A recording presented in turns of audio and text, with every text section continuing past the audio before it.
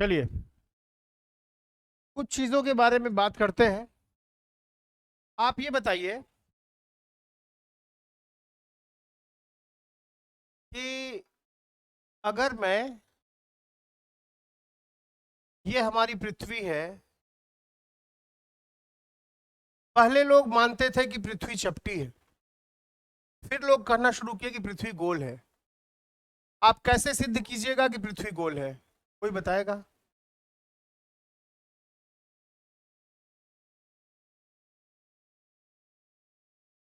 पृथ्वी गोल है।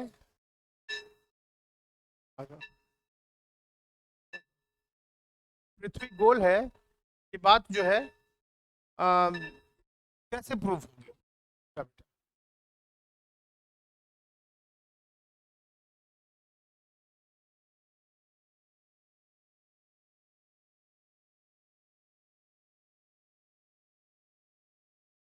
पृथ्वी चपटी है या पृथ्वी गोल है, ये बात कैसे तय होगी? चपटी है या गोल है? कहते हैं कि एक बच्चे से पूछा गया, मास्टर पूछे पृथ्वी चपटी है कि गोल है, तो बच्चा कहता है कि चपटी है। एक हफ्ते की धुनाई के बाद बच्चा ये कहने लगा कि गोल है। बच्चे के पास पहले भी कोई कारण नहीं था कि पृथ्वी चपटी है, बाद में भी कोई कारण नहीं था। पृथ्वी गोल है, स्कूल के मास्टर धोते धोते बच्चे को ये बता दिए कि पृथ्वी गोल है, और बच्चे के पास कोई वजह नहीं थी, क्योंकि बच्चा तो ऐसा देखता था कि मैं चलता हूं तो पृथ्वी चपटी दिखती है, तो बच्चा बोलता था पृथ्वी चपटी है। तो फिर मास्टर उसको धोते थे, जब मास्टर धोते थे तो कहते थे कि नहीं पृथ्वी गोल है। तो मास्टरों की धुलाई के कारण वो कहने लगा कि पृथ्वी गोल है। और आप लोग भी मास्टरों के धुलाई के कारण ही बोल रहे हैं कि पृथ्वी गोल है। ऐसा नहीं कि आप लोगों ने कोई अनुभव किया है। पृथ्वी चपटी है ये बात पहले कही जाती थी, लेकिन पृथ्वी गोल है ये बात अभी कही जाती है। क्या आप में से कोई इस बात को सिद्ध कर सकता है कि पृथ्वी गोल है? पहली चीज। दूसरी चीज, पृथ्वी की रेडियस कितनी है? ये अर्थ है यहां से यहां तक जो रेडियस है वो 6400 किलोमीटर है, 6400 किलोमीटर है। बहुत बड़ी नहीं है ना? बनारस से दिल्ली कितना होगा? 800 किलोमीटर होगा। आप वाराणसी से दिल्ली आते हैं,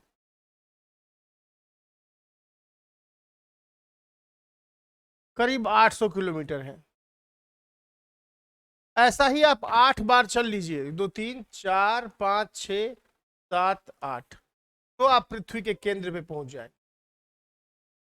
ऐसा ही आप 8 बार चल लीजिए तो आप पृथ्वी के केंद्र पे पहुंच जाएंगे। ठीक है, लेकिन ये रेडियस 6400 किलोमीटर ये कैसे नापी गई? कैसे? कौन लोग थे जिन्होंने सिद्ध किया? आपके पुरखे थे, हमारे आपके पुरखे थे, हमारे दादा के दादा के दादा के दादा के दादा। वो लोग प्रूव किए कि पृथ्वी गोल है, उसकी रेडियस इतनी है। ये कैसे आया? कैसे निकाल लीजिएगा? क्या फीता लेके यहां नापिएगा क्या? तुम यहां खड़े रहो और मैं यहां एक नाली खोदता हूं, वहां तक मैं अंदर जाता हूं, रस्सी पकड़ के और नापता हूं। यहां आओगे भस्म हो जाओगे। पृथ्वी के भीतर टेम्परेचर बहुत ज्यादा है, कि कोर पर टेम्परेचर, कोर यानी भीतर टेम्परेचर बहुत ज्यादा है, वेरी हाई। कोई उपाय नहीं है। जैसे संतरा होता है ना, संतरा होता है और संतरे का जो छिलका होता है, संतरा का जो छिलका होता है, आप पृथ्वी के भीतर उतना ही घुस सकते हैं जितना कि संतरे का छिलका है, 150 किलोमीटर। उससे ज्यादा आप घुस नहीं सकते। जो हालत संतरे के छिलके की है वही हालत पृथ्वी के अंदर आपके घुसने की है। आप जो है 150 किलोमीटर से ज्यादा अंदर नहीं घुस। बहुत ज्यादा हो गया 150 किलोमीटर। गर्मी, अलग अलग गैसें, सब कुछ बहुत मुश्किल है। ठीक है ना। यानी मैं पूछ रहा हूं कि आप तो 150 किलोमीटर से ज्यादा घुस ही नहीं पाएंगे, तो फिर 6400 किलोमीटर पृथ्वी की रेडियस, ये कैसे पता चल गई? बोलिए, आगे बढ़िए। Mass of earth, mass of earth भी किसी ने निकाल लिया कि मास ऑफ अर्थ इतना होता है। पृथ्वी तौल दी गई, इसके अंदर कितना मास है वो भी बताता हूं। अर्थ, मास ऑफ अर्थ,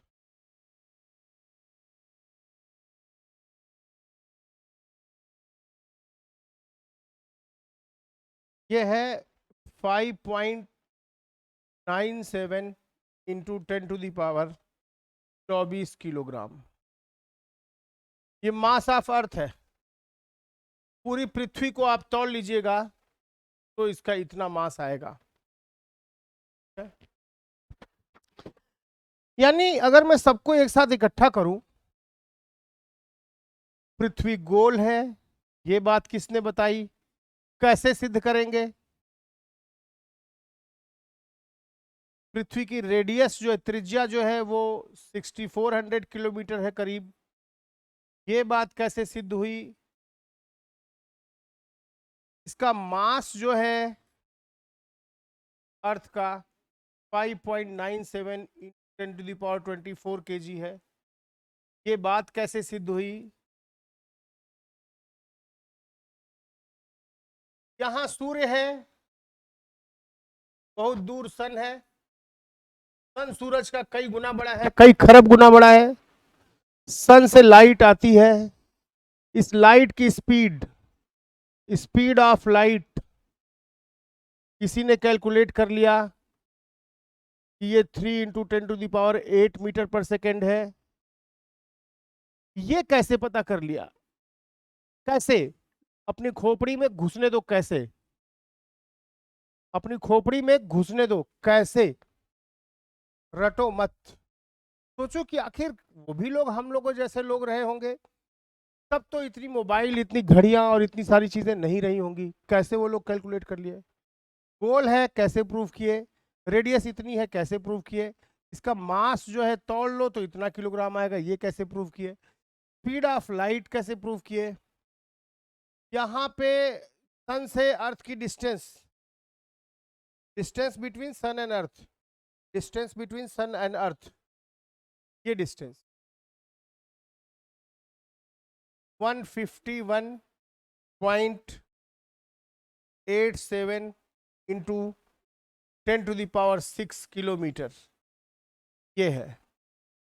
इसी तरह मून यहाँ पे है, मून यहाँ पे है, मून से सन की डिस्टेंस आपको पता है 3,84,000 किलोमीटर, राइट। अर्थ का temperature at the surface of sun,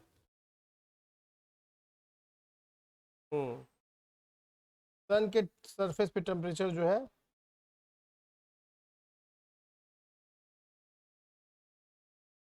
temperature at the surface of sun, बाहर जो सन का टेम्परेचर है वो करीब करीब 6000 केल्विन है, 5778, मतलब आप 5750 मान लीजिए, इतना केल्विन है ना, केल्विन। और उसके भीतर कितना टेम्परेचर है वो देख लेते हैं। Temperature at the core of the sun 27 million degree Fahrenheit, भीतर 27 million degree Fahrenheit, right. Degree centigrade में आएगा 15 मिलियन डिग्री सेंटीग्रेड। आखिर वो कौन है जो ये सब सारी चीजें पता लगाता है? हम तो चीजों को कंज्यूमर की हालत में आ गए, हम तो चीजों को यूज करने लगे हैं। आखिर कौन है जो बताता है कि ये तुम्हारी पृथ्वी गोल है? आखिर कौन है जो रेडियस बता देता है? कौन पूरी पृथ्वी को तौल लेता है? कौन पूरे सन का मास, सन का टेम्परेचर बता देता है? बाहरी टेम्परेचर इतना है, करीब करीब 6000 केल्विन, और सन के भीतर समझ रहे हो कितना टेम्परेचर है, 15 मिलियन डिग्री सेंटीग्रेड। तुम्हारी बॉडी का टेम्परेचर 37 डिग्री सेंटीग्रेड है ना।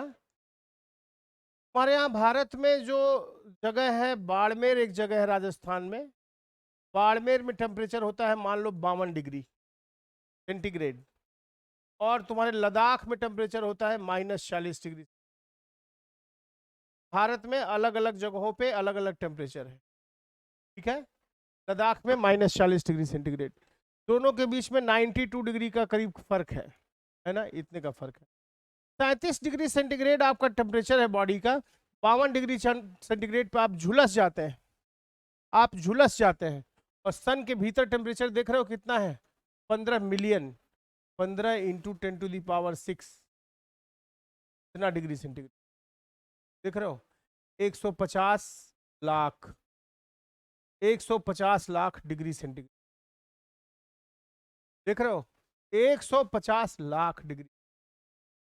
तो ये सब बातें हैं, पृथ्वी गोल कैसे है, उसका रेडियस कैसे निकला, उसका मास कैसे इतना आया, सन से अर्थ की दूरी कैसे पता चल गई, 151.87 × 10⁶ किलोमीटर। टेम्परेचर सन के बाहर सरफेस का कैसे पता चल गया, उसके अंदर का टेम्परेचर कैसे पता चल गया, ठीक है। सन से मून की दूरी कैसे पता चल गई, ठीक है। अब देखो मून का रेडियस कितना है, टेम्परेचर ऑफ मून इज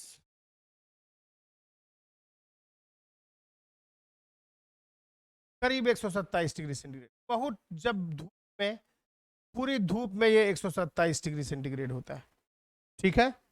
और तुम्हारा रेडियस ऑफ मून इज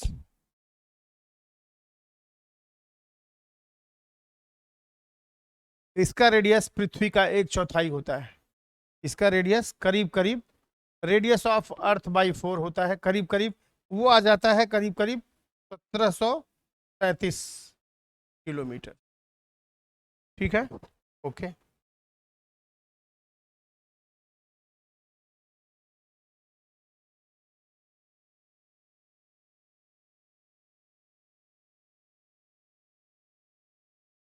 इतनी बातें हैं। मून का टेम्परेचर 127 डिग्री सेंटीग्रेड धूप में, रेडियस जो है अर्थ का 1/4 होता है, मास भी चेक कर लेते हैं कितना होता है। Mass of moon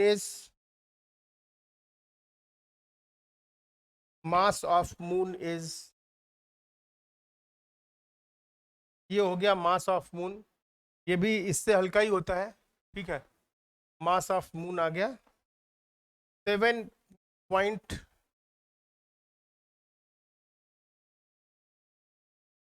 mass of moon आ गया 7.34 × 10⁻22 kg, पृथ्वी से इतना हल्का है। मास ऑफ सन निकाल लेते हैं, ठीक है।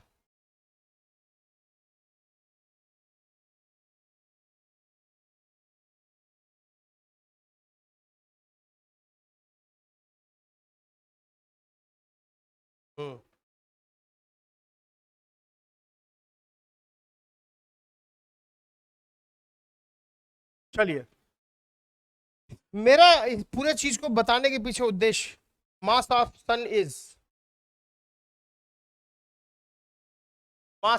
है 2 ×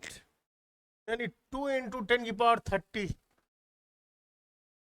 किलोग्राम। देख रहे हो पृथ्वी से कितना गुनी है, 6 इकाई दहाई सैकड़ा हजार 10 लाख, लाख गुनी बड़ी है, मास भारी है उसका, ठीक है ना।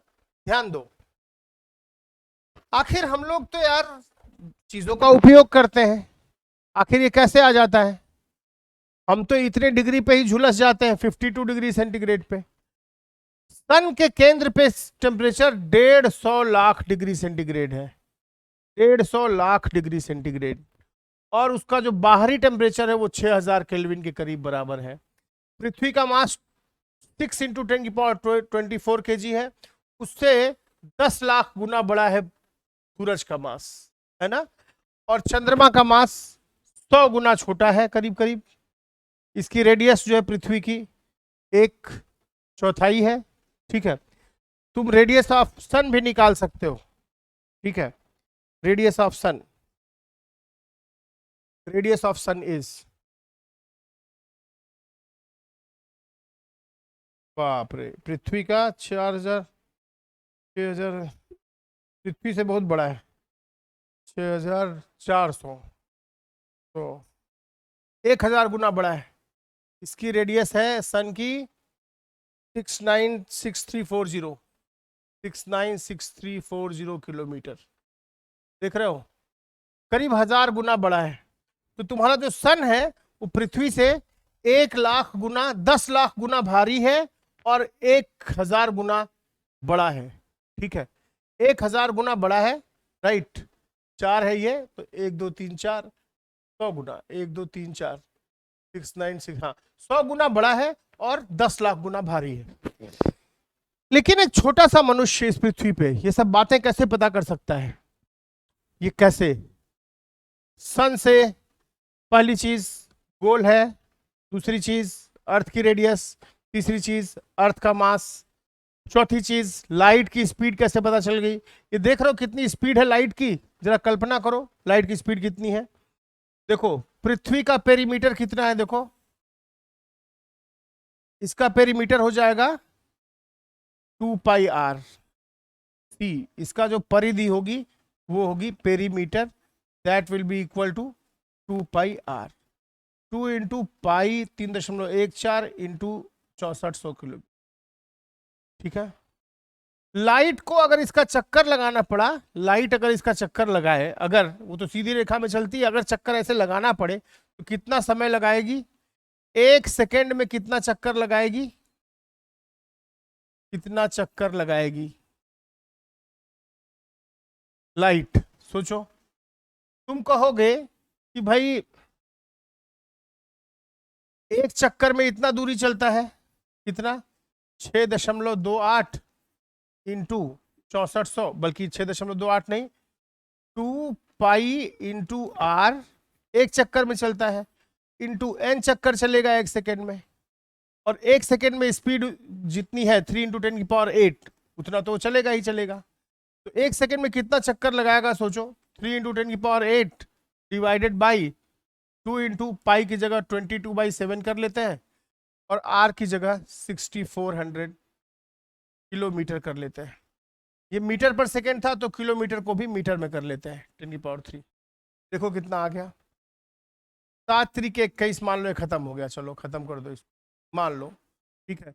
और यहाँ से 2 और ये 3, 5 चला गया ऊपर, तो ऊपर बच गया 1000 डिवाइडेड बाई, नीचे क्या आ गया?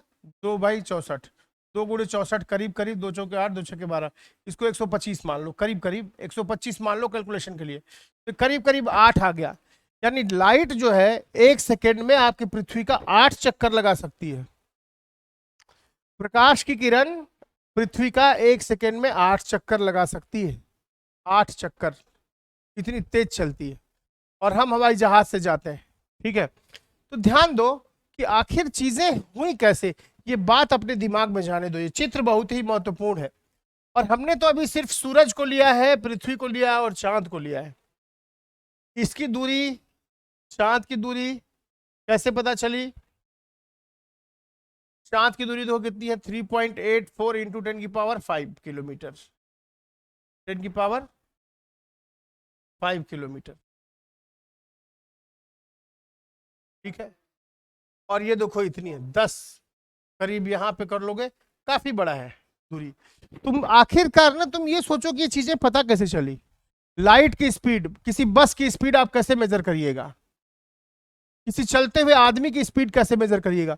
लाइट की स्पीड इतनी ज्यादा है, आप मेजर कैसे कीजिएगा? ठीक है ना। तुम सोचो, एक एक माँ है, माँ का पेट ऐसा होता है, माँ के पेट में बच्चा सो रहा है, आप अल्ट्रासाउंड कराते हैं, अल्ट्रासाउंड के बाद आप जान जाते हैं कि ये बच्चा जिंदा है कि मरा हुआ है। कैसे?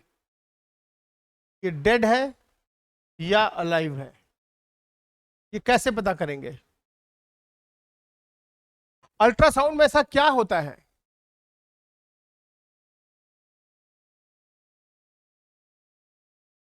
बोलो।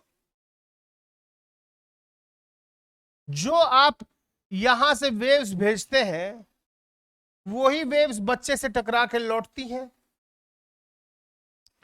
आप जाने वाली वेव को पढ़ते हैं, आप आने वाली वेव को पढ़ते हैं, जाने वाली वेव को पढ़ते हैं, आने वाली वेव को पढ़ते हैं। सीधी सी बात समझो, अगर कोई दीवार रुकी हुई है, दीवार पे तुम बॉल फेंकते हो, तो जितनी बॉल फेंकते हो, 1 सेकेंड में तुमने 10 बॉल फेंकी, 10 बॉल पर सेकेंड तुमने फेंकी, तुम वापस 10 बॉल पर सेकेंड पा जाओगे, है ना। लेकिन अगर दीवार जो है, तुम दीवार फिक्स्ड है तो, लेकिन अगर दीवार ही चलने लगी, दीवार चलने लगी और तुम यहां खड़े हो, तो तुम क्या करोगे? बॉल फेंकोगे 10 और पाओगे 12। 10 बॉल फेंकोगे पर सेकेंड और पाओगे ज्यादा संख्या में बॉल, 12 बॉल पर सेकेंड। तुम इसका अनुभव भी किए होगे। तुम यहां खड़े हो, ट्रेन आ रही है तुम तक, ये ट्रेन है, आती हुई ट्रेन और जाती हुई ट्रेन। तुम पता लगा सकते हो कि आती हुई ट्रेन का क्या है, आवाज से, फ्रीक्वेंसी से, और जाती हुई ट्रेन से। आवाज जान करके तुम पता लगा सकते हो कि ये ट्रेन आ रही है कि जा रही है ना।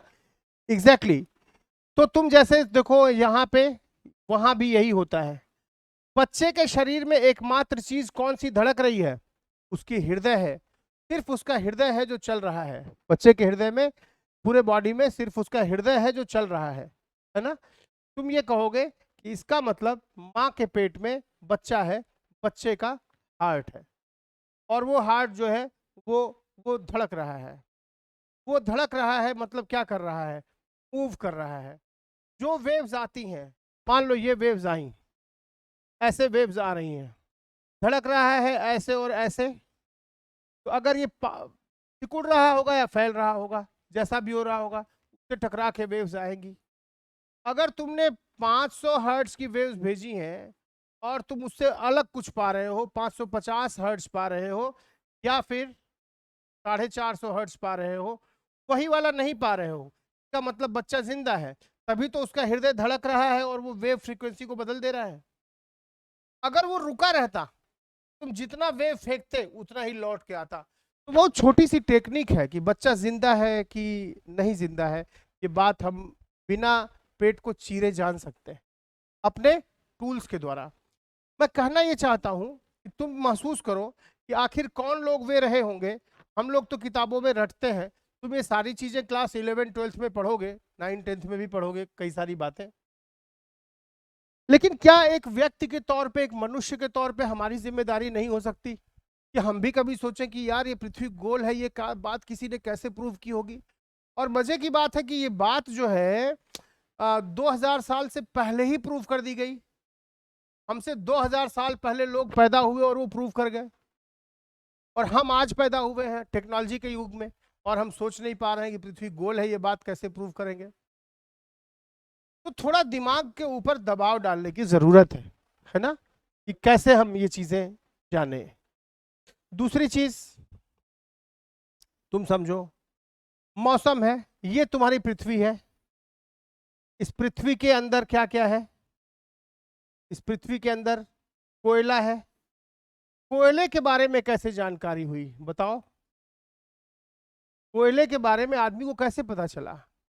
इंडिया में तो नहीं पता चला, वो तो लंदन में, इंग्लैंड में जो है कुछ लोग पाए कि अरे यार ये तो ऐसी चीज है कि जिससे हम जलाने पे ऊर्जा पा रहे हैं, ऊर्जा का एक स्रोत मिल गया। कोयला, पेट्रोलियम के बारे में कैसे पता चला? तुम अगर विज्ञान सीखना चाहते हो तो ये समझो, पेट्रोलियम के बारे में कैसे पता चला, कोयले के बारे में कैसे पता चला, है ना। हमारे आसपास गैसेस हैं, ये गैसें हैं, जो गैसें दिख नहीं रही हैं। आखिर कौन है जो ये सब मेजर कर ले रहा है? बहुत लंबी लंबी दूरियां मेजर कर ले रहा है, बहुत बड़े बड़े टेम्परेचर मेजर कर ले रहा है, बहुत बड़ी बड़ी वेलोसिटी मेजर कर ले रहा है, और हमारे जो वायुमंडल है, वायुमंडल में जो है 78% नाइट्रोजन है, उसने ये भी बता दिया। 21% ऑक्सीजन है, ये भी बता दिया। ये कैसे? और हमारे वायुमंडल में जो मॉलिक्यूल्स हैं, वो मॉलिक्यूल्स कोई बहुत धीमे दौड़ रहे हैं और कोई मॉलिक्यूल्स बहुत तेज दौड़ रहे हैं, है ना? कुछ मॉलिक्यूल्स बहुत धीमे दौड़ रहे हैं और कुछ मॉलिक्यूल्स बहुत तेज दौड़ रहे हैं इसी इसी वायुमंडल में। तो उसके लिए क्या किया गया? ये भी बात है कि वहां पे ये तय किया गया कि ज्यादातर लोग किस तरीके से चल रहे हैं, वो भी सीखा गया। तो हमें अपने वायुमंडल के बारे में कैसे पता चला, कोयले के बारे में कैसे पता चला, पेट्रोलियम के बारे में कैसे पता चला, वायुमंडल के बारे में कैसे पता चला? ये सारे सवाल उठाने जैसे हैं, ठीक है? राइट। अब तुम और अंदर आओ। मान लो इस पृथ्वी पर ही तुम देख लो, आदमी है, पेड़ पौधे हैं। तुम क्या सोचते हो, आदमी लोग ऐसे खड़े रहते हैं? नहीं, आदमी लोग ऐसे खड़े रहते हैं। यहाँ एक आदमी खड़ा है, यहाँ एक आदमी खड़ा है, जब भी होंगे ऐसे, ना कुछ ऊपर है ना कुछ नीचे है, ऐसे खड़े रहते हैं पृथ्वी पे लोग, है ना? ऐसे खड़े रहते हैं। तुम ये मत समझना, तुम ये मत समझना कि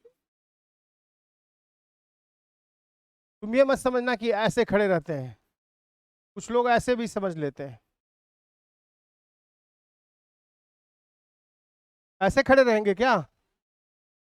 बोलो, अरे बोलो भी, उस तरह खड़े रहेंगे? ऐसे खड़े रहेंगे क्या?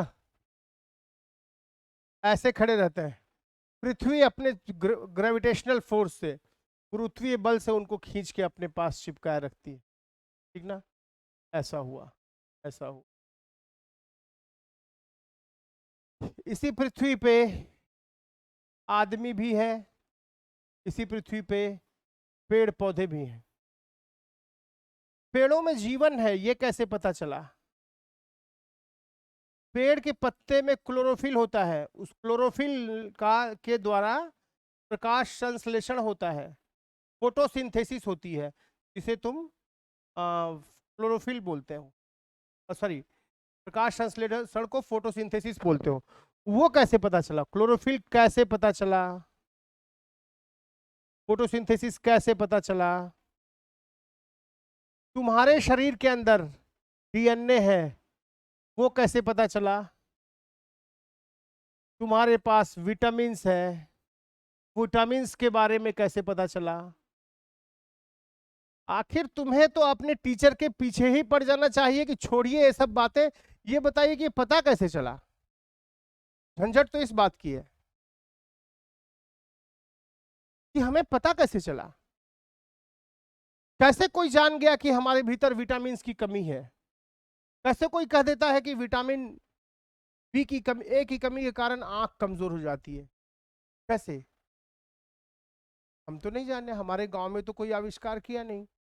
और हम बता रहे हैं कि भाई विटामिन के बारे में कैसे पता चला, डीएनए के बारे में कैसे पता चला, जीन के बारे में कैसे पता चला, हमारे भीतर ब्लड बहता है। पहले लोग ये मानते थे कि हमारे भीतर ब्लड स्टैटिक है।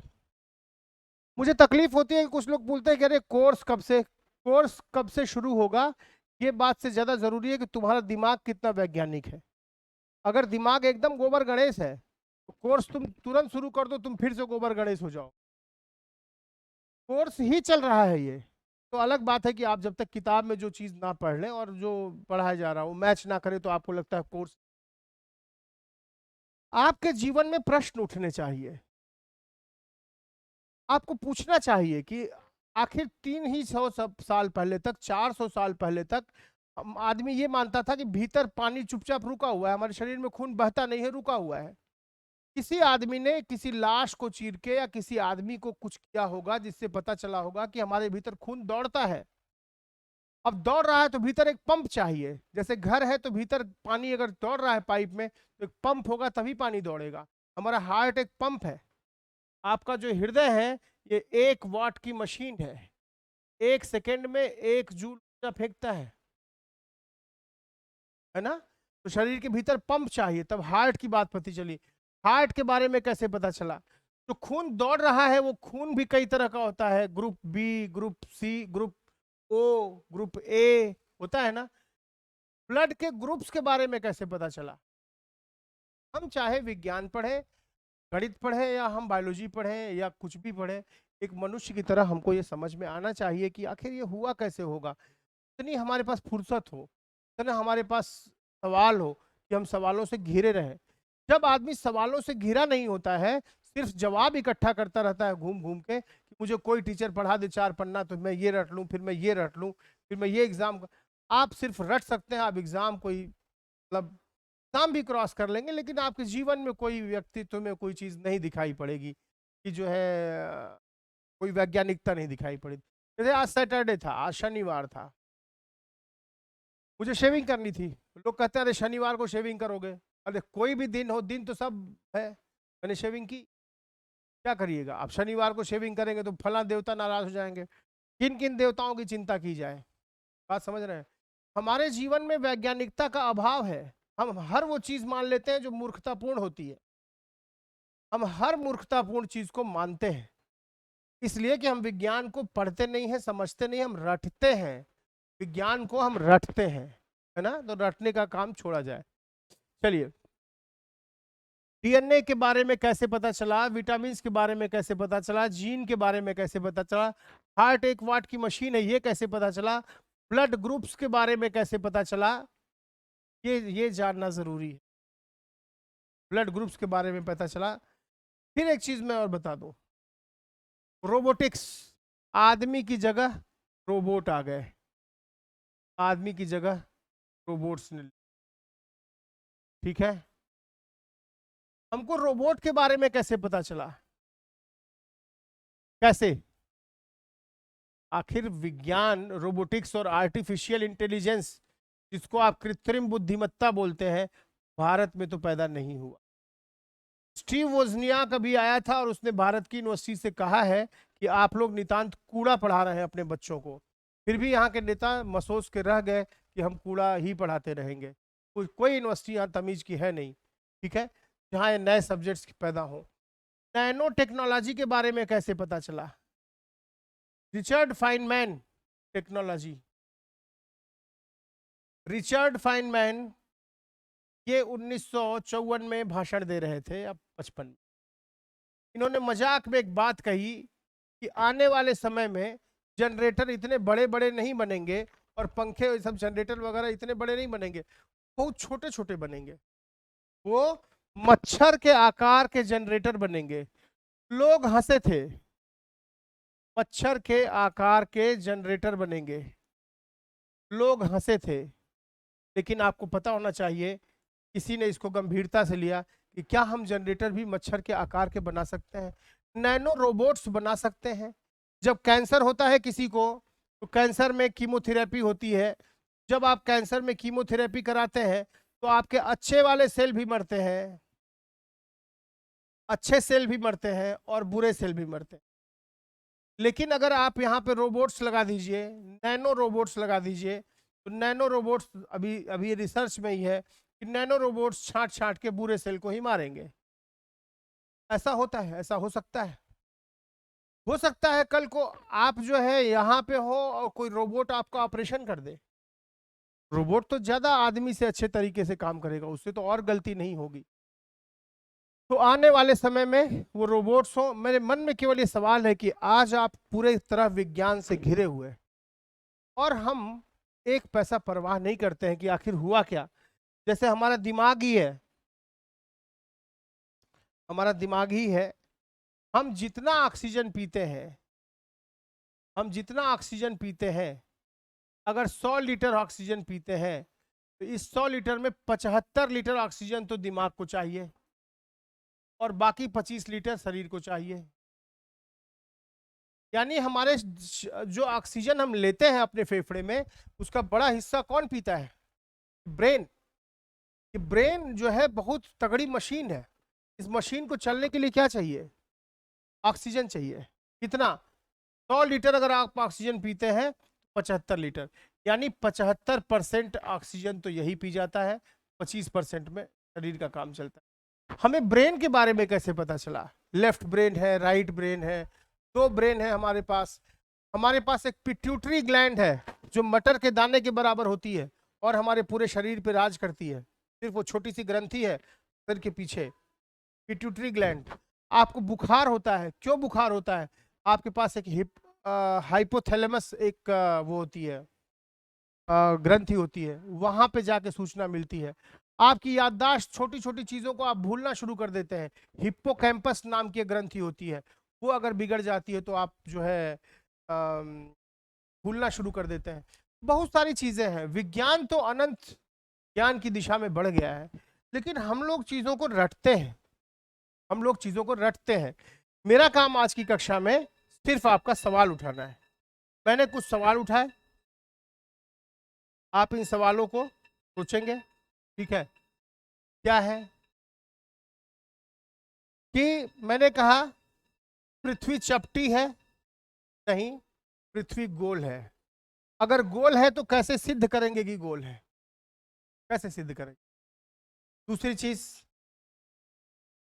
कि भैया ये जो है पृथ्वी का जो है, पृथ्वी का जो रेडियस है वो 6400 किलोमीटर है, लेकिन कैसे नापा गया होगा? बनारस से दिल्ली की दूरी 800 किलोमीटर है। ऐसा आप 8 बार चल लीजिएगा तो आप अर्थ के सेंटर पे पहुंच जाइएगा। अर्थ के सेंटर पे नापने का ये तरीका तो होगा नहीं कि आदमी यहां खड़ा हो जाए और रस्सी लेके दूसरा आदमी अंदर जाए। भीतर टेम्परेचर बहुत ज्यादा है, हाई टेम्परेचर है, टेम्परेचर ज्यादा है। और वैसे भी हम संतरे के छिलके, जैसे एक संतरा है पृथ्वी, तो हम बस छिलके जितना घुस सकते हैं, केवल 150 किलोमीटर अंदर घुस सकते हैं। हमें नहीं, हम अंदर जा ही नहीं पाएंगे। तो फिर हमें अर्थ के रेडियस के बारे में पता कैसे चला कि 6400 किलोमीटर इसकी रेडियस है, ठीक है? और दूसरी चीज, अर्थ पर समुद्र है, अर्थ पर समुद्र है। हमें ये समुद्र है, समुद्र की गहराइयां के बारे में कैसे पता चला? समुद्र की गहराइयों के बारे में हमें कैसे पता चला? नहीं नाप सकते हैं आप। कैसे नापिएगा? एक पत्थर गिराइएगा उसमें जा करके, और कितना पत्थर गया, रस्सी लगाइएगा, बहुत कठिन है। समुद्र की गहराइयों के बारे में कैसे पता चला? क्या टेक्निक लगाई गई होगी? समुद्र की गहराइयों के बारे में कैसे पता चला? और एक चीज कि पृथ्वी पे दो ध्रुव हैं, एक नॉर्थ पोल है, एक साउथ पोल, एक आर्कटिक है, एक अंटार्कटिक है। ये इक्वेटर कहलाता है। जो डायमेट्रिकल प्लेन होता है वो इक्वेटोरियल प्लेन कहलाता है, या ये इक्वेटोरियल लाइन होती है। यहाँ पे ये इक्वेटोरियल लाइन होती है, प्लेन होता है, ठीक है? और आप रहते हैं यहाँ ज्यादातर, भाई यहाँ आपका भारत है, भारत यहाँ पे है, यहाँ ऑस्ट्रेलिया है। जो नॉर्थ हिस्सा है ना, जो साउथ हिस्सा है, साउथ हिस्से में दो ही देश यहाँ बसते हैं, एक तो ऑस्ट्रेलिया है, दूसरा कौन है? न्यूजीलैंड है, बगल में न्यूजीलैंड है। दो देश बसते हैं। यहाँ आपका कुछ कनाडा है, फिर साउथ नॉर्थ अमेरिका है, फिर साउथ अमेरिका है, यहाँ कुछ अफ्रीका है, ऐसे करके। तो आखिरकार यहां से इधर जब आप जाते हैं तो ठंड बढ़ती है, ठंड ज्यादा है। और यहां से इधर आप जाते हैं, यहां भी ठंड ज्यादा है। इतना ज्यादा बर्फ है कि यहां भी ठंड है, यहां भी ठंड है। बहुत ज्यादा टेम्परेचर कम है वहां पे, माइनस कुछ बहुत ज्यादा, ठीक ना? टेम्परेचर ऑफ, रुकिए मैं देख लेता हूँ नॉर्थ पोल का टेम्परेचर कितना है। Temperature of north pole is during the winter it is -40 degree centigrade, जाड़े के समय, ठीक है? और temperature of south pole is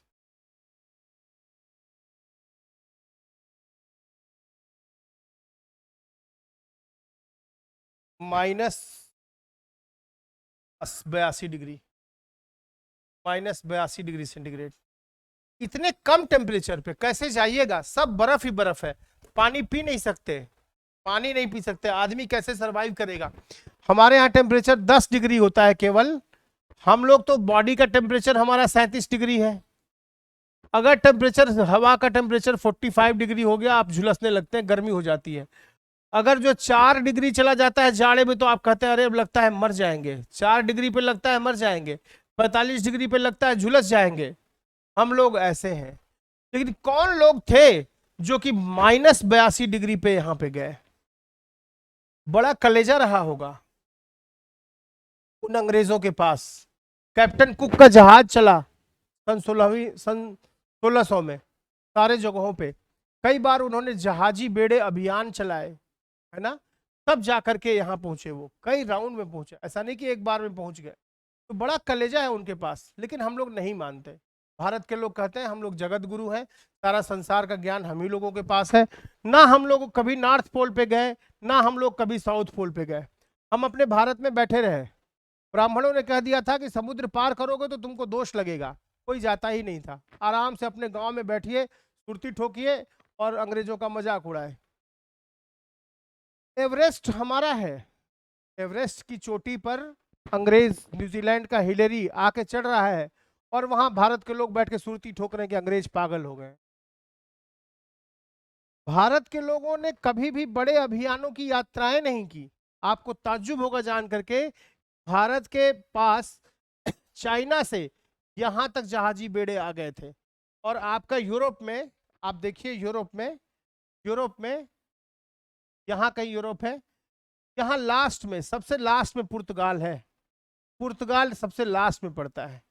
समुद्री मार्ग से जहाज जब जाता था, सामान पुर्तगाल वालों को सबसे महंगा मिलता था, तो कई देश टैक्स लगा देते थे।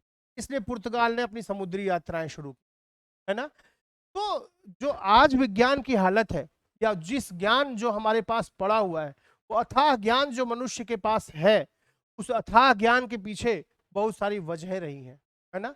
हम एवरेस्ट पे चढ़े नहीं, एवरेस्ट पे हम चढ़े ही नहीं, की जरूरत क्या है। हम अपने मड़ई में आराम से बैठे हैं, पूजा कर ले रहे हैं। जब बारिश नहीं हो रही है तो हम जो है यज्ञ कर ले रहे हैं कि यज्ञ करेंगे तो पूजा हो जाएगा, बारिश होने लगेगी।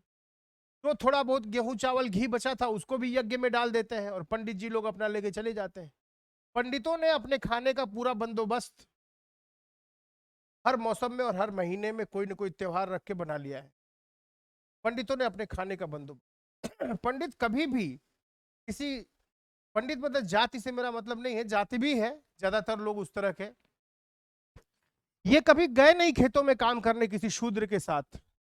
एक आदमी रथ बनाता है, लोहार रथ बनाता है, घोड़ा आता है, एक चमड़ा लेके आता है, उसका एक चमार और सब कुछ होता है, ठीक है ना। लेकिन जब रथ बन के तैयार होता है तो ब्राह्मण आ जाता है, उस पर गंगा जल छिड़कता है और हटो हटो दूर हटो। अब हरिजन उसको छू नहीं पाएगा, अब उसको कोई टच नहीं कर पाएगा। अब वो राजा जी की सवारी हो गई, पवित्र हो गई, उस पर गंगा जल छिड़क दिया गया। और गंगा को इतना अपवित्र बना दिया है कि गंगा, आप एक गिलास पानी पी लीजिए तो 20 दिन अस्पताल में भर्ती होंगे। हम वो लोग हैं जो अपनी नदियों को भयानक रूप से प्रदूषित करते हैं। उसमें पॉलीथीन बहाते हैं, उसमें साबुन लगवाते हैं, उसमें चमड़ा बहाते हैं, उसमें मरे हुए जानवर फेंकते हैं। उनके किनारे, गंगा के किनारे 45 शहर बसे हुए हैं, सारे शहरों का टॉयलेट उसमें जाता है, सारे उद्योगों का कचरा उसमें जाता है ना। हमारे गंगा नदी की ये हालत है।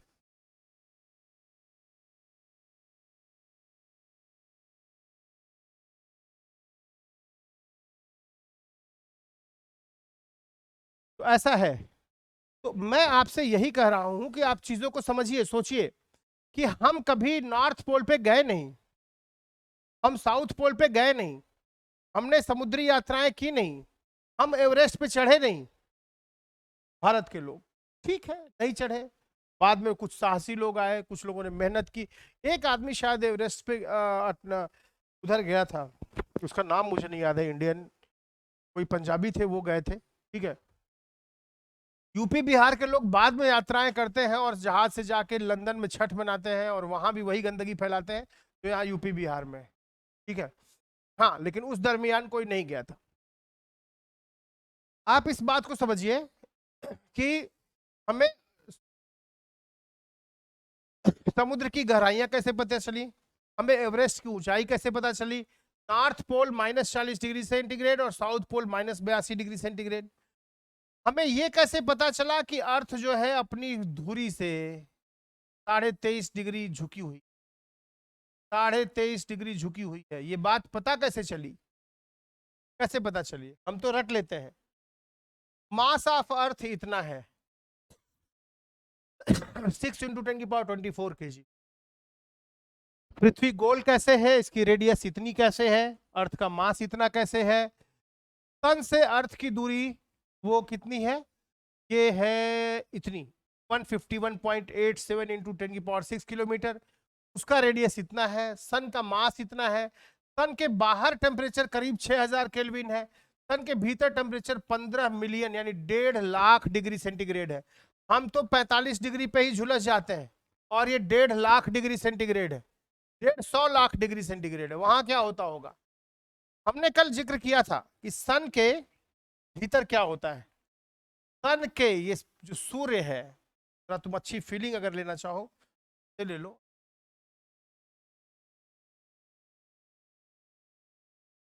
सूर्य के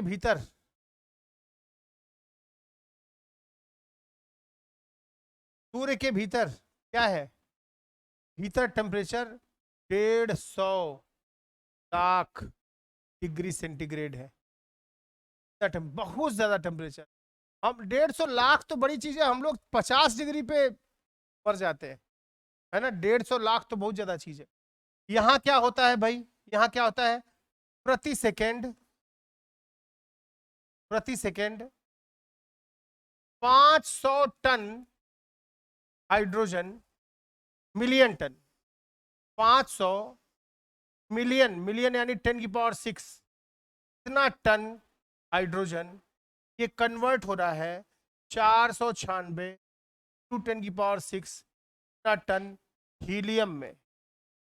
जो भी रोशनी आप देख रहे हैं वो किसी नाभिकीय न्यूक्लियर रिएक्शन का परिणाम है। आप समझिए दो बात। जो आप कहते हैं ना कि एटम कैसे बनेगा? एटम यानी जिसे तोड़ा न जा सके, ये बात शुरू में थी।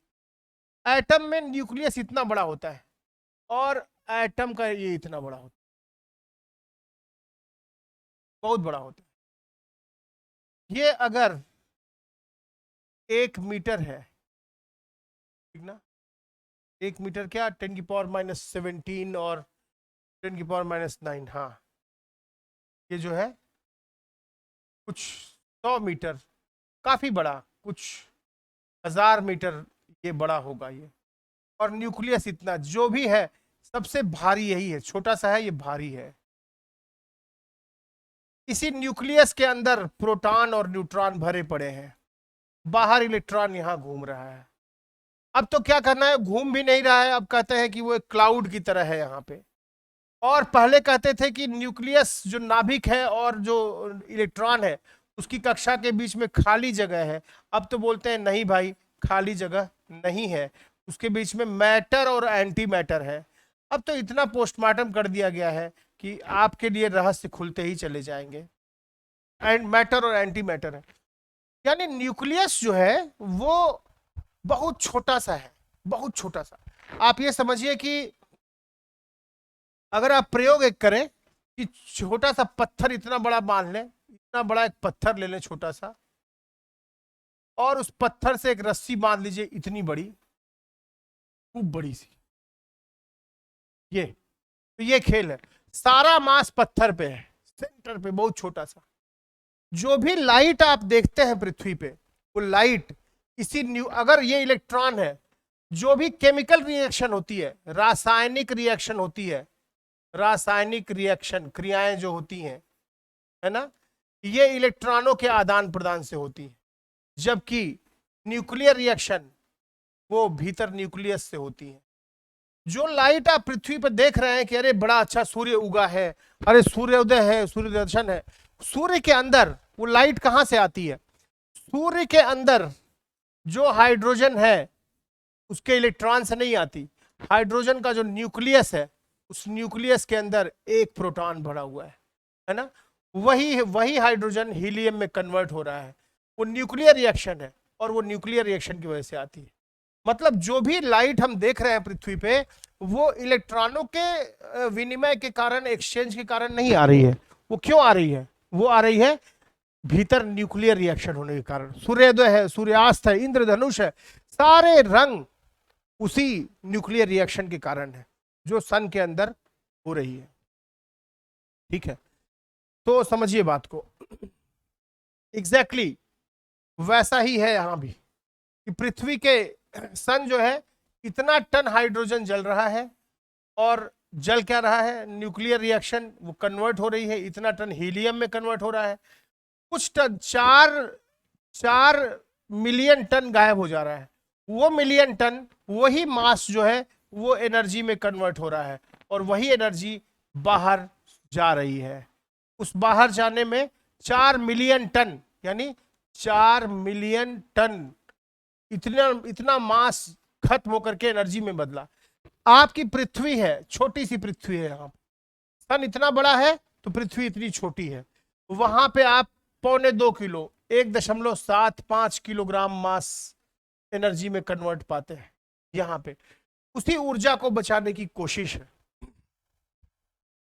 सन की उम्र कुछ अरब साल है, कुछ अरब साल बाद सन मर जाएगा, सन खत्म हो जाएगा, सूर्य बुझ जाएगा, है ना, फिर हम सारे लोग खत्म हो जाएंगे, हम लोग में से कोई नहीं रहेगा यहाँ पे। सूर्य खत्म तो सब खेल खत्म है कि नहीं? नहीं खत्म हो जाएगा? बोलो। अरे सूरज उगे ही नहीं, 20 साल ना उगे तो क्या करोगे? पृथ्वी पे रोशनी भेजे ही नहीं, देखते हो कितनी सीलन गर्मी, ये सब सब कुछ, कीड़े मकोड़े भी मर जाएंगे, कुछ नहीं होगा यहाँ पे। तो ये पूरा खेल है। आखिर हम विज्ञान को हम एक रहस्य की तरह से लें, कैसे हम विज्ञान को समझें? ये बातें जो मैंने तुमसे बताई, ये सारी बातें लोग करते नहीं हैं। अमूमन लोग तुरंत सिलेबस पे आ जाते हैं, सिलेबस पढ़ाना शुरू कर देते हैं कि ऐसे पढ़ लो वैसे पढ़ लो, समझते तुम कुछ हो नहीं कि पृथ्वी कैसी है, सूरज कैसा है, चंद्रमा कैसा है, हाँ एटम के अंदर क्या हो रहा है। तुम्हें माइक्रो और मैक्रो दोनों लेवल पे समझना पड़ेगा, ठीक ना? तुम्हें माइक्रो लेवल पे भी समझना पड़ेगा और मैक्रो लेवल पे भी समझना पड़ेगा। माइक्रो लेवल क्या होता है? माइक्रो लेवल मतलब भीतर एटम, इलेक्ट्रॉन, प्रोटॉन, मॉलिक्यूल, इस लेवल पे जो झंझट हो रही है उसको समझना पड़ेगा। और मैक्रो लेवल मतलब तुम्हारा प्लैनेट्स, सारे ग्रह, हाँ तुम्हारे प्लैनेट्स, सन, पूरा गैलेक्सी, पूरा ब्रह्मांड, उसके लेवल पे सीखना पड़ेगा। तुम्हें दिमाग अपना खुला रखना पड़ेगा कि हम छोटे से छोटे लेवल पे भी सोच लें और हम बड़े से बड़े लेवल पे भी चीजों को जानें। तब जाके तुम ऐसे खड़े रहोगे कि एक रहस्य की तरह तुम बड़े विनम्र हो जाओगे कि अरे यार इतना ज्ञान है, कैसे है। तब तुम धीरे धीरे धीरे धीरे धीरे सीखोगे और प्रकृति को, कितनी विशाल है प्रकृति, उसको महसूस करोगे। पिछली बार मैंने चर्चा की थी कि लोग ग्लोब बना देते हैं और कहते हैं कि यही पृथ्वी है। ग्लोब पृथ्वी नहीं है, ग्लोब बहुत छोटा है, पृथ्वी बहुत बड़ी है, जीवन बहुत ही बड़ा है ना? ऐसा कहते हैं कि पृथ्वी पे जीवन कहाँ पैदा हुआ? पहला जीवन साउथ अफ्रीका में कहीं पैदा हुआ, वहीं हीट ज्यादा पड़ी, वहीं पे इथोपिया में पहला जीवन पैदा हुआ, इथोपिया में पहला जीवन पैदा हुआ। इसीलिए तुम ध्यान से देखो मनुष्य लोग कैसे चले। हम लोग कहते हैं कि अफ्रीका से चले, अफ्रीका से होते हुए वहां गए, यहाँ गए। पढ़ते हो नहीं पढ़ते हो? तो हम लोग कहाँ से आए? तो हमारे बाबा थे, बाबा थे, कहीं तो आए होंगे, हम लोग कहीं से तो आए होंगे। तो ये चीज वो साउथ अफ्रीका से सारा ओरिजिन बताते हैं कि वहां से आता है। तुम वैसे भी देखो, तुम सोचो कि जो लोग जो है ना, जो लोग यहाँ होते हैं, जो लोग गर्म प्रदेशों में होते हैं, जो लोग गर्म प्रदेशों में होते हैं, गर्म स्थानों पर होते हैं, वो लोग कैसे होते हैं? वो काले होते हैं, उनकी हड्डियां मजबूत होती हैं।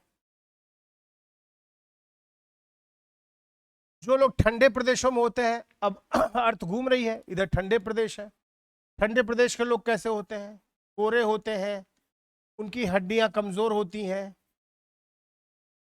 उनकी हड्डियां कमजोर होती हैं, और हड्डियां कमजोर होती हैं इसलिए वहाँ बोन कैंसर ज्यादा होता है, वहाँ हड्डी के कैंसर ज्यादा होता है। और यहाँ पे स्किन की, यहाँ त्वचा का कैंसर, यहाँ स्किन का कैंसर ज्यादा होता है।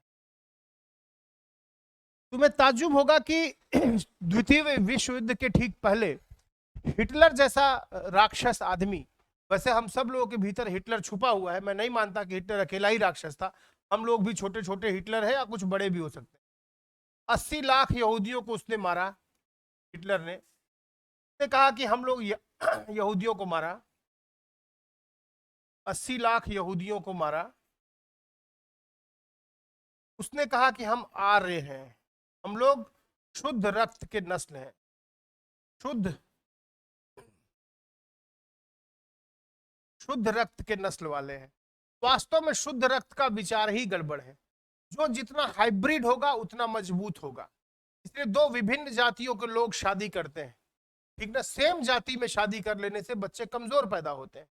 इसे तुम पाओगे बहुत से ऐसे धर्म हैं, बहुत से ऐसी जातियां हैं जिसमें भाई बहन से शादी करते हैं, बच्चे बीमार और मूर्ख पैदा होते हैं, है ना। वो इसीलिए एक साइंटिफिक रीजन से पैदा हुआ कि नहीं, ये शुद्ध रक्त का बात ही नहीं है। जो जितना ज्यादा अशुद्ध होगा, जो जितना ज्यादा हाइब्रिड होगा, वो उतना ज्यादा मजबूत होगा।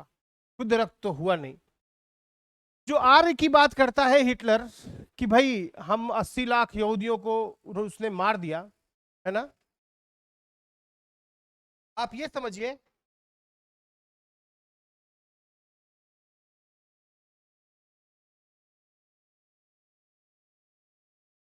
हाँ, 80 लाख यहूदियों को हिटलर मारता है और हम ये कह रहे हैं कि ठीक है, ये 80 लाख लोग अकेले हिटलर तो मारा नहीं, उसने पहले जंगल बनाए, उन जंगलों को 10 साल पहले से लगाया। जंगलों को उसको पता था कि मारने के लिए अगर 80 लाख लोगों को मारेंगे तो दफनाएंगे कहाँ, उसके लिए जमीन चाहिए। तो उसने 15 साल पहले प्लानिंग की, पढ़े लिखे लोगों को बुलाया, इंजीनियर्स को बुलाया, डॉक्टर्स को बुलाया, और सारे लोग हिटलर के साथ शामिल थे। इसीलिए मैं कहता हूं कि आप डॉक्टर बन जाइए या इंजीनियर बन जाइए, उसका कोई मूल्य नहीं है। हिटलर के पास एक से एक पढ़े लिखे जर्मनी के डॉक्टर और इंजीनियर्स थे, लेकिन वो सब सिर्फ हत्याओं में शामिल थे, है ना। हिटलर के बाद एक न्यूरेमबर्ग मुकदमा चला, मुकदमे का नाम है न्यूरेमबर्ग मुकदमा। कौन कौन उसमें शामिल था, बहुत से लोगों ने तो आत्महत्याएं कर ली और बहुत से लोगों को मुकदमा करके जेल भेजा गया। न्यूरेमबर्ग मुकदमा ये द्वितीय विश्व युद्ध के बाद जो है चलाया गया जर्मनी के गिरफ्तार लोगों पे। उस समय एक बड़ी अफवाह थी कि काले लोग बड़े गंदे होते हैं, हबशी जिनको बोलते हैं, निग्रो लोग, वो बड़े गंदे होते हैं और उन्हें वो घृणित होते हैं, ऐसी एक अफवाह थी। और लेकिन आप देखिए माइकल ओवेन, क्या नाम था, मुझे ओवेंस नहीं याद आ रहा है, 1934 में हिटलर वहीं बैठा था, ओलंपिक का खेल चल रहा है और हिटलर वहीं बैठा हुआ है, और वो लोग कहते थे कि काले लोग तो मेडल जीतेंगे नहीं, और उस आदमी ने 4 मेडल जीते थे।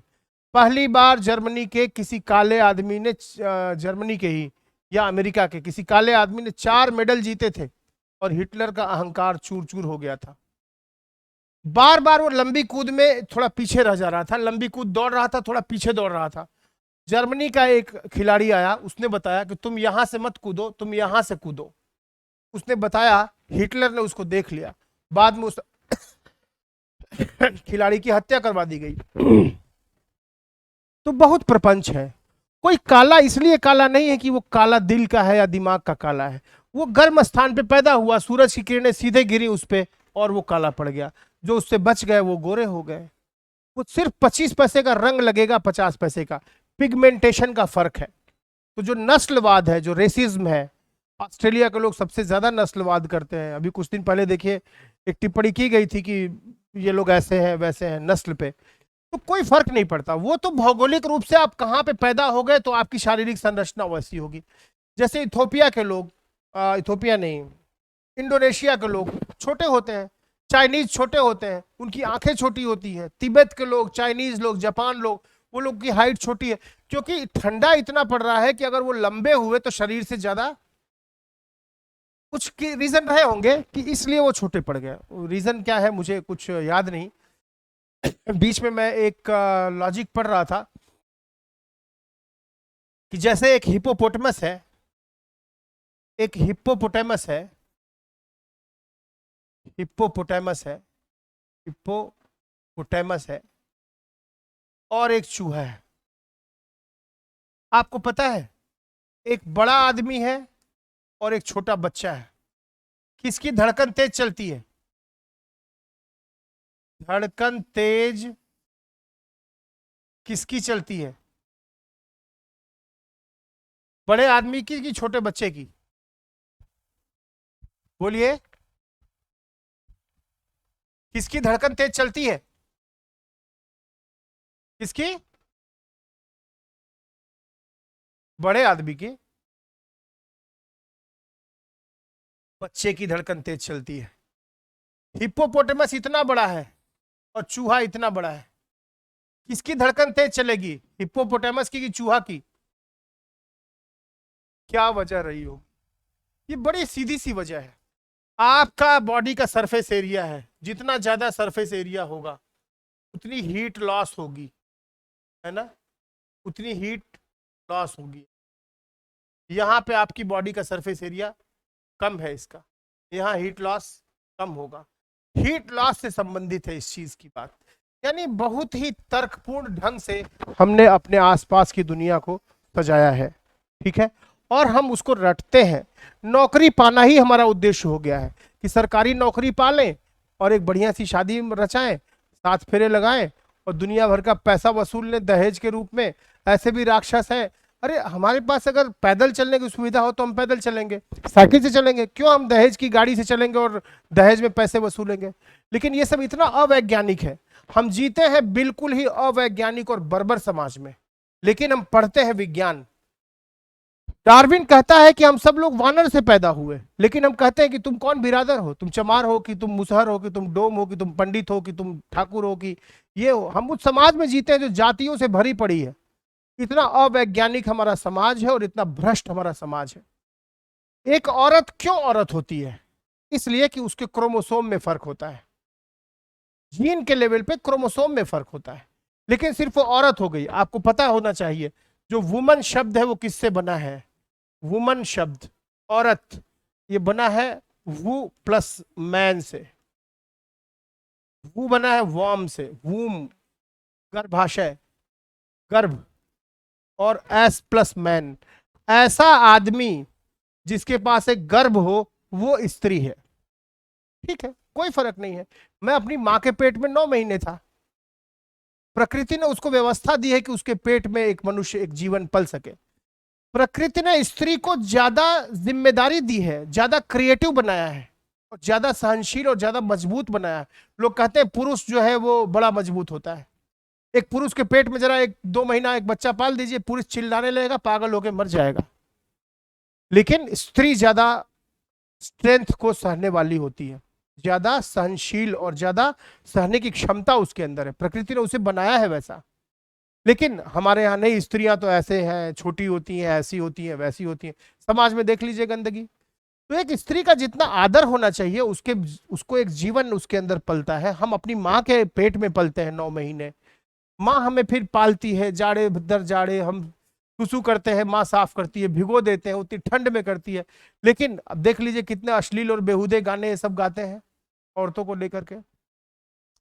तो हम एक बहुत ही भ्रष्ट और बर्बर और नीच किस्म के समाज में रह रहे हैं, ठीक है, जिसमें दहेज भी है, जाति प्रथा भी है, स्त्री का सम्मान भी नहीं है। जब आप विज्ञान पढ़ते हैं तो आपको सही में वैज्ञानिक दृष्टि पाना पड़ेगा। और जिस दिन आप वैज्ञानिक दृष्टि पाइएगा, हर व्यक्ति आपके खिलाफ हो जाएगा, सरकार भी आपके खिलाफ होगी, आपके माँ बाप भी आपके खिलाफ होंगे, हर व्यक्ति आपके खिलाफ होगा। अरे ये कौन सी बात करो, तुम बिरादर नहीं मानोगे। पूरे भारत में केवल एक महिला है जिसने की नो कास्ट नो रिलीजन का सर्टिफिकेट पाया है। नो कास्ट नो रिलीजन का सर्टिफिकेट। वो कहती है कि मेरा कोई जाति नहीं है, मेरी कोई धर्म नहीं है। ये 9 साल तक सरकार से मुकदमा लड़ी, सरकार मान ही नहीं रही थी। अगर मैं यादव हूं तो सरकार कहेगी नहीं तुम यादव हो, मैं लाख कहूं कि मैं यादव नहीं हूं, मैं आदमी हूं, तो सरकार मानेगी ही नहीं। हमको मुकदमा लड़ना पड़ेगा 9 साल, तब सरकार कहेगी कि तुम आदमी हो। हाँ, तो ये जो है, हम एक बहुत ही बर्बर और पुराने किस्म के समाज में जी रहे हैं, जो टेक्नोलॉजी का उपयोग करता है, जो फोन का उपयोग करता है, जो दवाइयों का उपयोग करता है, जो अस्पताल में है तो किसी का भी खून ले लेगा। तो चमार और मुसलमान नहीं देखेगा, हिंदू नहीं देखेगा। लेकिन जब बकवास करनी होगी तो सारी जातियों की बकवास और धर्म की बकवास वो करेगा। और धर्म भी अपना अर्थ खो चुके हैं। धर्म अपनी कट्टरता इनमें इतनी ज्यादा है। धर्म एक बहुत निजी चीज है कि हम साधना करें, हम ध्यान करें, हम प्रार्थना करें। धर्म वैसी चीज है। धर्म कोई संगठन बनाने की चीज तो है नहीं कि हमने हिंदुओं का संगठन बना लिया, हमने मुसलमानों का बना लिया, सिखों का बना लिया। ये सब पॉलिटिकल पार्टियां हैं। तो हिंदुओं की जो पॉलिटिकल पार्टी है, मुसलमानों की पॉलिटिकल पार्टी है। धर्म एकदम निजी चीज है। बुद्ध अकेले आदमी है, वो धार्मिक है। बुद्ध ने कोई संगठन नहीं बनाया। तो ले देखे मैं आपसे यही कहूंगा कि जो भी विज्ञान आप पढ़ते हैं वो आपका माइंडसेट वहां से झलकना चाहिए कि हाँ, इस व्यक्ति के अंदर, डार्विन को ये पढ़ा है, थ्योरी ऑफ एवोल्यूशन पढ़ा है कि व्यक्ति जो है वानरों से पैदा हुआ और हम 75 लाख साल जंगलों में रहे, फिर धीरे धीरे कृषि किए, फिर औद्योगिक युग आया, सामंती युग से गुजरते हुए हम धीरे धीरे इस अवस्था तक पहुंचे हैं।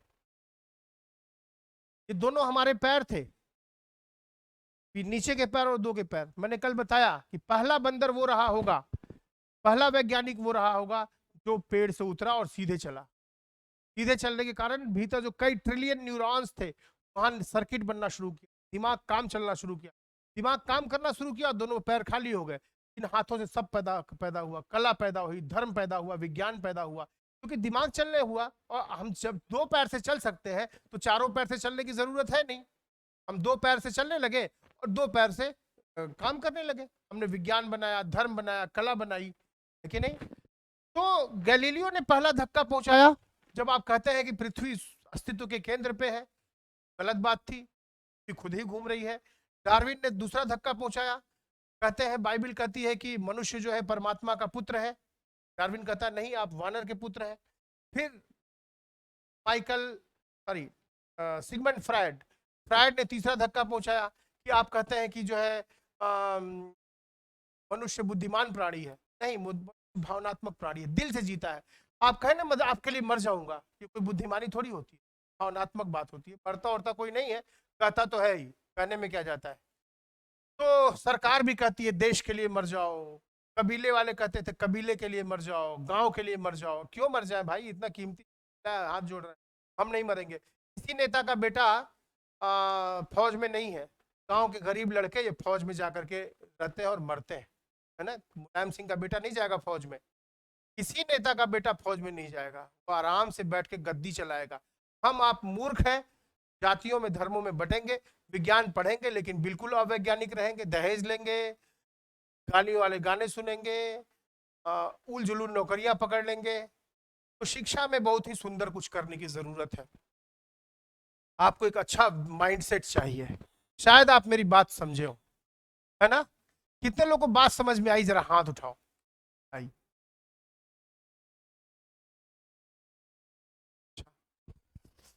कितने लोग को ये बातें बेचैन किया, कितने लोग को ये बातें बेचैन की, जरा हाथ उठाइए। बेचैन होना चाहिए, अगर बेचैन नहीं हो तो बहुत मुश्किल है। तुम सुल्तानगंज वाले पे जो स्ट्राइप टी शर्ट पहने हो तुम बेटा बेचैन नहीं हो रहे हो। ये बातें बेचैन करनी चाहिए तुम्हें, है ना। इन बातों में तुम अपने आसपास की दुनिया को देखो, कैसे तकनीक विकसित हुई, कैसे मनुष्य पैदा हुआ। हर चीज को धर्म से जोड़ के मत देखो। धर्म का आदमी पंडित जी हर चीज की व्याख्या कर देंगे। अरे उस दिन ये मुहूर्त था, फला था, ढींगा था। पंडित जी के पास हर सवाल का जवाब है। और तुम्हारे घर से आके 4-5 किलो गेहूं और चावल और केला और दूध खाएंगे। सब पंडित फलाहारी ही होते हैं, अपने घर पे खाने को भी नहीं मिलता है उनको। ठीक है, तो आज मैं इतनी बात किया, कल मिलते हैं। ठीक, कल नहीं, कल तो संडे है। हाँ, आपका शेड्यूल बना दिया है, बस एक सेकेंड होल्ड कीजिए।